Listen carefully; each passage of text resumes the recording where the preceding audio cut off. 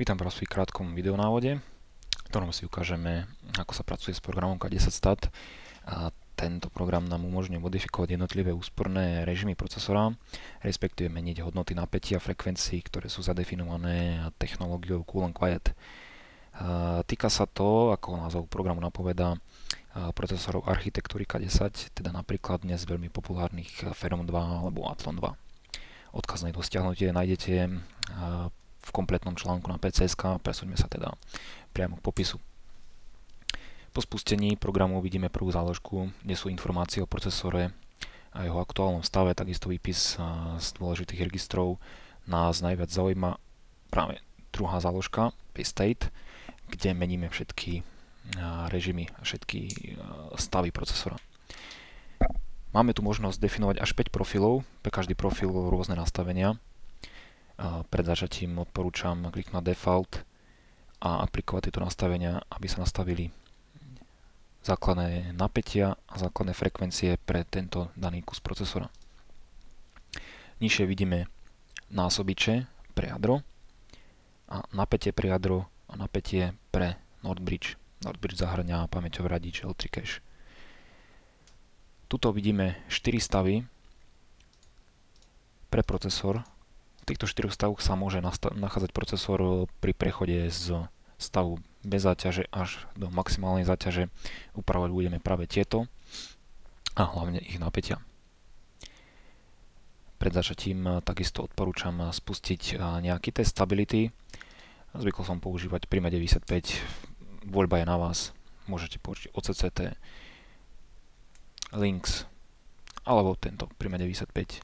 Spustiť test pre všetky jadrá a nechať bežať na pozadí a samozrejme sledovať, či je všetko v poriadku, či niektorý thread nepadne.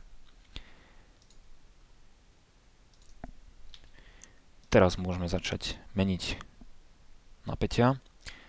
V stave v záťaži máme 2600 MHz, 1,136 V pri základnom nastavení a môžeme skúsiť znížiť aj pre Northbridge, použiť a vidíme, napätie nám okamžite klesne a môžeme znižovať nižšie, pokiaľ je samozrejme všetko stabilné. Definovať môžeme nižšie napätie a pre ďalší stav.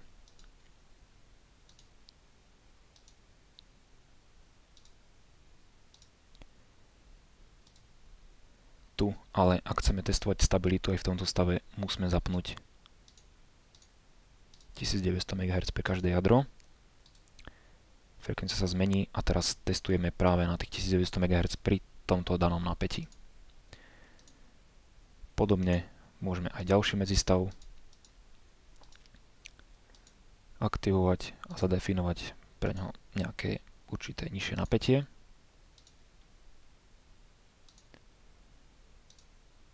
A sledujeme samozrejme, či je všetko stabilné, či všetko beží v poriadku. Nakoniec stav bez záťaže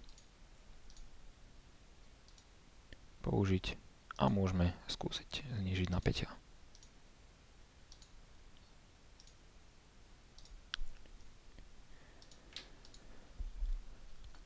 Ak máme otestované nejaké nami dané nízke napätia, môžeme pokročiť ešte trošku nižšie, a to tým, že môžeme skúsiť znížiť násobiče.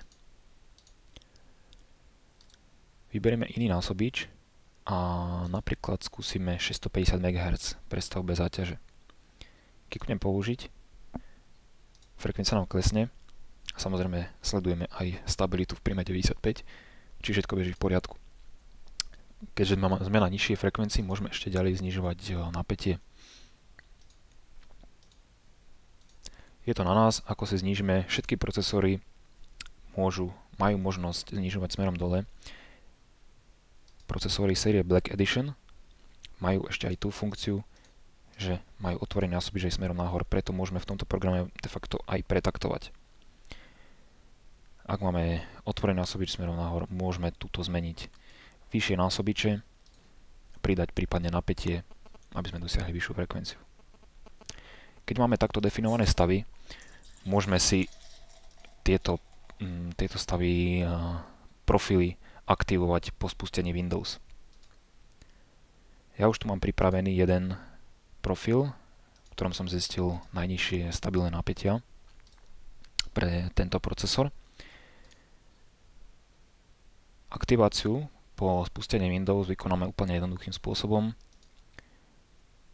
Z pôvodného exe súboru vytvoríme odkaz. Tento odkaz modifikujeme tak, že nakoniec dopíšeme príkaz load profile.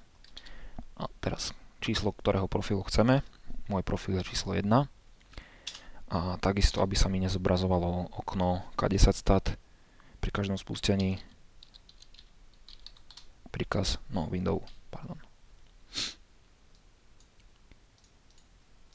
OK, a tento odkaz presunieme následne do položky pri spustení. Pri spustení Windows sa nám za každým aktivuje profil 1 v programe K10 stat so zníženými napätiami. To je asi tak všetko k návodu. Prípadné otázky smerujte do diskusie pod článkom na PC.sk, prípadne do diskusného fóra pre taktovanie.sk.